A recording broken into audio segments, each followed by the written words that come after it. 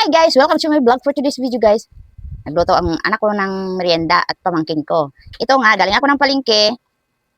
Nagutom at kakain na ako. Samahan niyo ako kumain guys. Tatlong klaseng ito guys, merienda. Pero hapunan na siguro na. Hapunan ko na to guys. Ito guys, ano to ng lamanak? Upap? Upap na may cheese. Upap na may cheese daw guys. Kainin natin to. Ngayon, ito cheese stick naman ito guys. Ano to na? Bread roll. Bread roll. Pero ano siya, ang laman niya is upap din. Ay, ang laman daw niya, upap and cheese. Tikman natin guys. Kumain. Ito muna. Masarap. Maraming beses na ako nagluto ng cheese. Ito kasi guys, nagluto ko ng lumpia kahapon.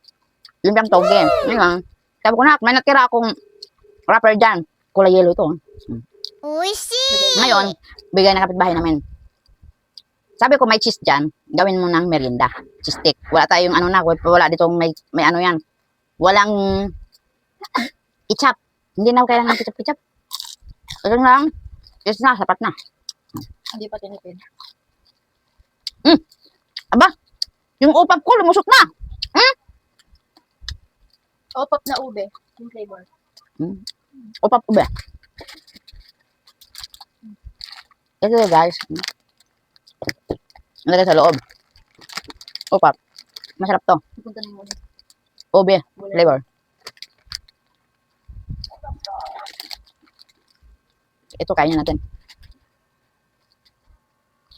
May tayo sa CR. Nangangamoy. Ba? Nagka-ano-ano rin. Ganito. Masarap. I-try nyo na rin na maglutong ganito guys. Kahit sarili nyo na merinda. Ano? Dati si mama yung nagluto ng mga ganyan-ganyan. Sarap.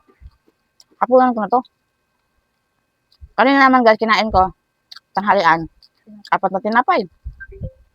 Nilipir kasi ako doon sa bila. Pinsan ko. Ayun, ito na naman. Bawa naman tayo lumukha. Minsan kukunak. Ay, may kukas pa. Ako, hindi ko. Minsan lang yan. Lagyan ko tubig mo na. Lagyan mo.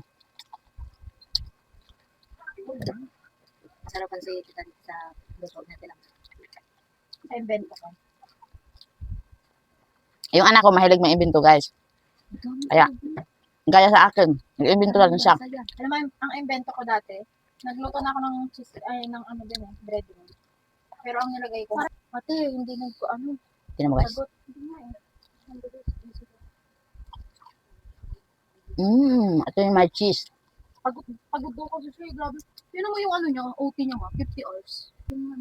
Si Kuya Salik, napapansin ko, sinasagad niya eh. Ayaw nga niya halos mag-absent eh.